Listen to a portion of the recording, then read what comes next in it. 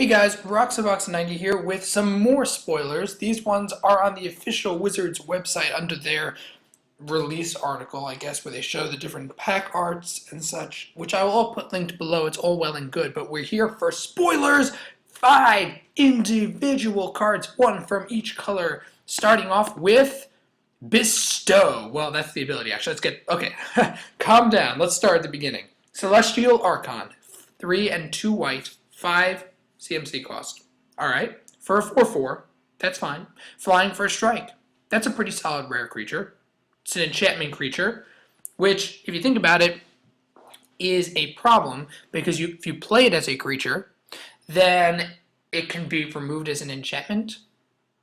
So it makes sense that it's a really powerful card. If you look at other cards from prior sets, this is really a powerhouse. 5 for a 4/4 flying for a strike. It's going to be crazy and limited. It's a very powerful card.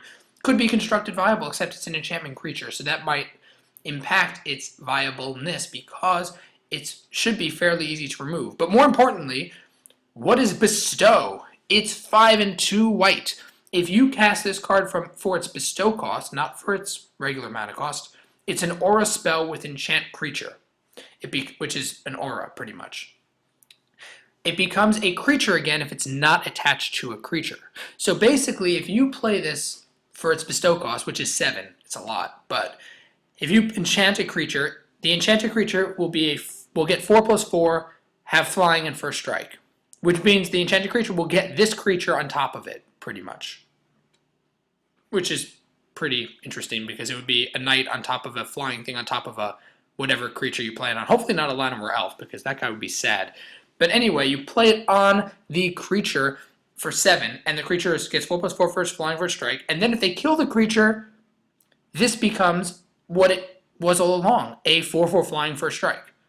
So it protects from removal, but I wonder if you destroy the aura, I don't think it works, because it has to be attached to a creature, so it's kind of an equipment-like effect, but if they destroy this enchantment, then you just lose the enchantment. So I guess that's the drawback. I think that's how it works.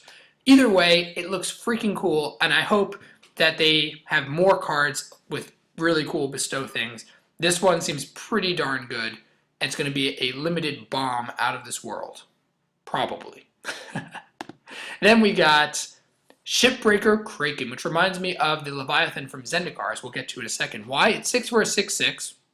Alright, that's just sick, awesome. 8 mana for Monstrosity 4. Monstrosity, here we go again. This is a much higher Monstrosity cost. For Monstrosity 4, it's not X like Palakranos, it's just 4. Which, if it's not monstrous, you get 4/1 counters on it, and it becomes monstrous. What happens when it becomes monstrous? When it becomes monstrous, tap up to 4 target creatures. Those creatures don't untap during their controller untap steps for as long as you control it. So actually, it's not like that Leviathan. That one just taps down and doesn't untap during the next turn, I think. But anyway, this is pretty, wow, it's pretty good. It's like Dungeon Geist times 4 if you get the Monstrosity off. Monstrosity is not cheap, though. It's 8 mana. But still, if you can land a guy like this in limited, 6 for a 6/6 is already pretty good. All you need is a couple more mana to go monstrous. It's not like Palakranos that scales with X. You just get 8, and then it's monstrous. And actually, if you can get it monstrous, that could potentially win you the game, because if he goes up to a 10/10, you tap down their 4 best creatures, and then you attack. And then even next turn, if you didn't get through for whatever reason, you'll get through because they lost 4 of their creatures while he's around. So again, a huge limited bomb. And, oh, I forgot to mention, these are going to be in the intro pre-constructed decks. So this will probably be foil right in the front. So yeah, sorry about that. It's awesome. Then we have the Abhorrent Overlord, which is really cool art. It's kind of like a ninja with wings and lots of gold. It's pretty awesome looking demon. The art in the set is so good. 7 for a 6/6 flying demon. When it enters the battlefield, put a number of 1/1 black harpy creature tokens with flying equal to your devotion to black. So I guess devotion is not just on the gods. If you saw my last video, you would know that Thassa, the god of the sea, has devotion. Apparently it's not just for the gods, which is pretty cool though. So in this case, since you'll have 2 black, that means I guess you'll get 2. I think it includes these 2 black. So when it comes into play with these 2 black, then you get 2 1/1 flyers, 6/6 flying for 7. But at the beginning of your upkeep, you need to sack a creature. So you'd have like 2. If he's the only guy you have in play, then you'd have 2 chances before you had to sack him, which is still pretty solid. He's going to be ridiculous in limited, as you can imagine, as I think so far all of these are going to be pretty solid, if not outright ridiculous in limited. Constructed wise, not sure. It really depends on how viable mono / 2-colored black is, but I think he definitely has a chance to be a closer for 7 mana. It depends also on what the gods are and so on. We have too few spoilers to really speculate, but as limited, he's going to be crazy awesome. And then Ember Swallower, which is a little less awesome. It's 4 for a 4/5 elemental. 7, monstrosity 3. When it becomes monstrous, each player sacks 3 lands. So yeah, I don't know how exciting that is. It's 7 mana, destroy 3. I mean, in EDH, it could be fun, that ability. The problem is he costs 4 to land, and then you have to have 7. So you play it early on, but it's just a 4/5 creature for 4, which is nothing special. And then you have to wait for the 7 to act. I don't know if it's that good.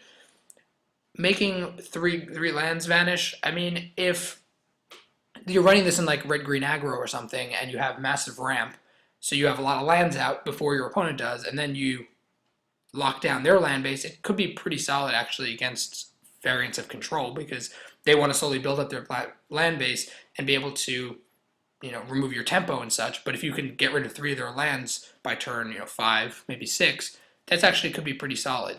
So very interesting, not quite as whoa bomb awesome, but could be very good. And the last one, finishing off with green, and this one is actually a legendary creature, Anthusa, Setessan Hero. 5 for a 4/5, heroic. Whenever you cast a spell that targets it, up to 3 of your lands become 2/2 warriors until end of turn that are still lands. So it's kind of funny, you see she's in the middle and these are 2 minutes. She's like, hey, hold on a second, I'm going to make lands that do stuff. You're going to be lands that do stuff. So the problem is that your lands become vulnerable. The good thing is, at least in limited, besides for 5 for a 4/5 is fine in terms of power, toughness, to mana ratio, but you'll be able to, when you target her, let's say you give her an aura of sorts, with like a bestow aura sort of thing, then you get 3 2/2s. That's 6 power out of nowhere. As long as the lands are available, then you have a bunch more creatures that you can attack with. If you're running an aggro build, which she'd probably be built for, then that'll be pretty awesome. So I'm just going to check, because if this is the only legendary creature, and these aren't, let's go to the article for a second, just see. So you see they have the booster packs, and Thassa is a her. That's pretty cool. And we got here, no idea who that is, but we know who the rest are. We have Elspeth, Blackranos, the Porphyros, Thassa, and then we have the booster box, we have the stuff, we have the boxes, and the intro pack. So yeah, I guess it is the front card of the intro pack for all of them. That is pretty sweet. A little inconsistent, but pretty sweet. So let me know your guys' thoughts about these cards and the general art, design, everything below in the comments section as well. Check out my channel sponsors in the description of the video.